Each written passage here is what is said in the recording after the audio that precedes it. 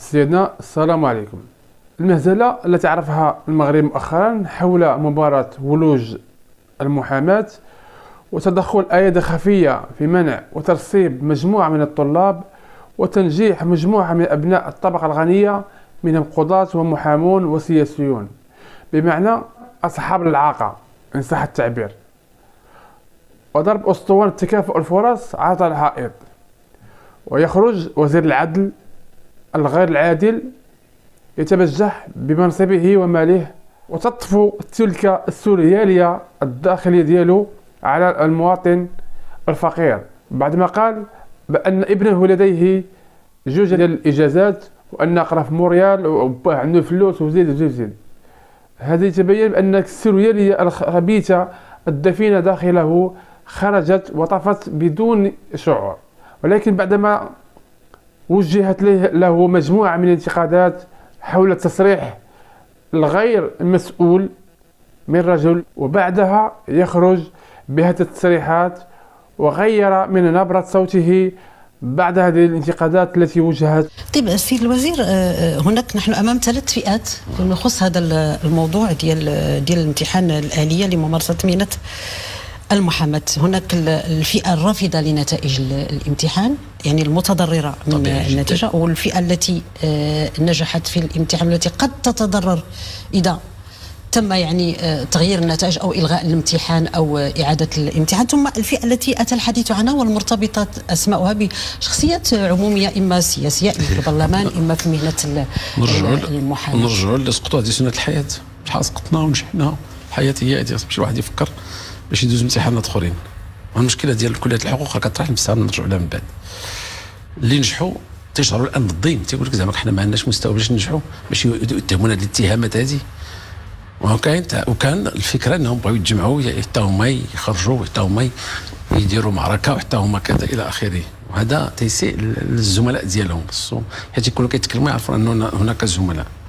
والمساله الاولى، المساله الاخرى اللي فيها الاسماء، أنا لست هنا لأطارد الأشباح، شكون ولد هذا وشكون ولد هذا وشكون ماشي ولد هذا، خصو يسقط لأن باه، لأن سميتو، ولأن باه محامي أو باه وزير أو باه كذا، خصو يسقط باش ينجح واحد آخر كذا. هذه المنطقة أنا ما عنديش.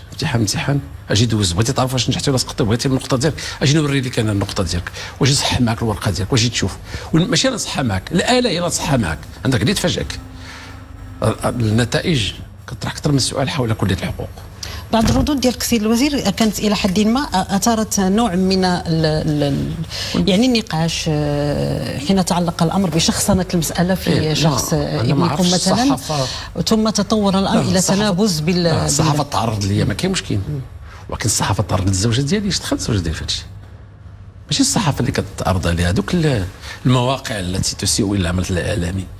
ثم الابن ديالي زعما لانه ابن وزير ما عندوش الحق ينجح.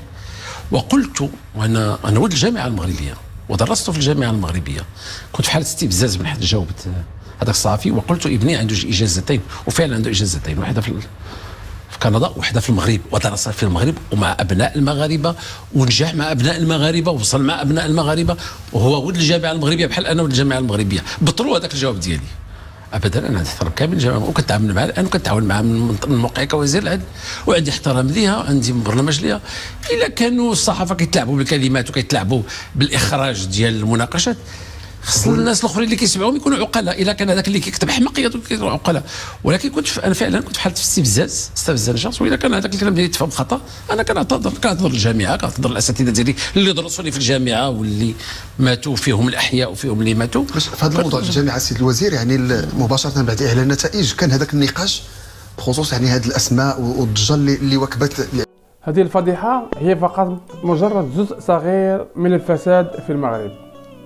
هذه الممارسات كانت سائدة في الحكومات السابقة، وتم التقليل من خطورتها بعد الربيع العربي والتغيير الذي عرفه الدستور المغربي سنة 2011، الذي يعتبر من أفضل دستور دول العالم من خلال الحقوق والمكتسبات الذي خولها للمواطن. لكننا للأسف اليوم نرى بأم أعيننا أن هناك جهات تدوس على هذه المكتسبات غير مكترثة بحقوق المواطن، منها المساواة في الحقوق والواجبات. ولكن للأسف الضحية الكبير أو الضحية الكبرى هي هذه الطبقة الفقيرة والمهمشة.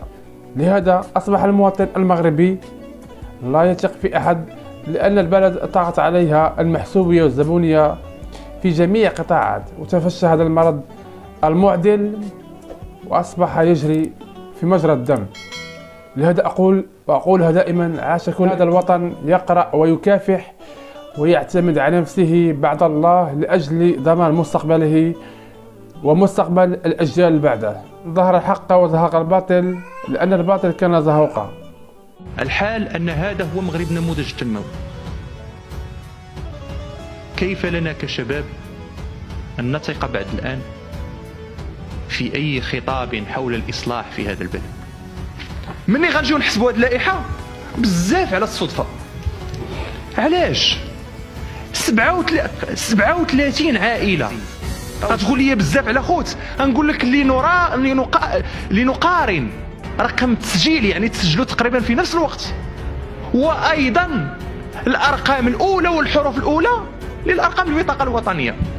مني كنلقاو على سبيل المثال ام سي 26 ام سي 29، هادو راه خوت، راه من نفس المنطقه من نفس البلاصه. وبل الاخطر من ذلك ان الرقم الترتيبي، يعني شحال جابوا في المعدل، كتلقى دائما هذوك الخوت حدا بعضياتهم. بزاف على الصدفه. هذا الامر يدعو الى الريبه والشك. صدفه يعني هاد الناس كيفاش جابوا بحال كاين جوج احتمالات ولا ثلاثه: يا انهم نوابغ وعندهم نفس المنطق التحليل ديال كل سؤال، طرا بيناتهم واحد الالتقاء فكري في الامتحان، واحد جالس هنا واحد جالس هنا واتفقوا على انهم غيجيبوا بحال. ممكن نقدروا نكونوا احنا في شي عالم اخر موازي تماما، او انهم نقلوا نفس النقله، او ان اوراقهم تخدموا في التصحاح في دقه واحده. وانا اتحدى وزير العدل يجي بشي تحليل اخر لهذه الارقام الترتيب المتواليه. الاصل ان هادو كلهم ولاد محامين، ولاد قضاة، ولاد اعيان من رجال السلطه، ولاد ناس تنتمي لاحزاب سياسيه. يعني اليوم حتى على مستوى البرلمان باش نفعلوا الفصل 70 من الدستور ان البرلمان يقوم بمراقبه عمل الحكومه، شكون غيراقب شكون؟ الناس ديال المعارضه مدوزين ولادهم، والناس ديال الحكومه مدوزين ولادهم. هادو غيغمضوا عينيهم، وهادو شاهد ما شاف شي حاجه.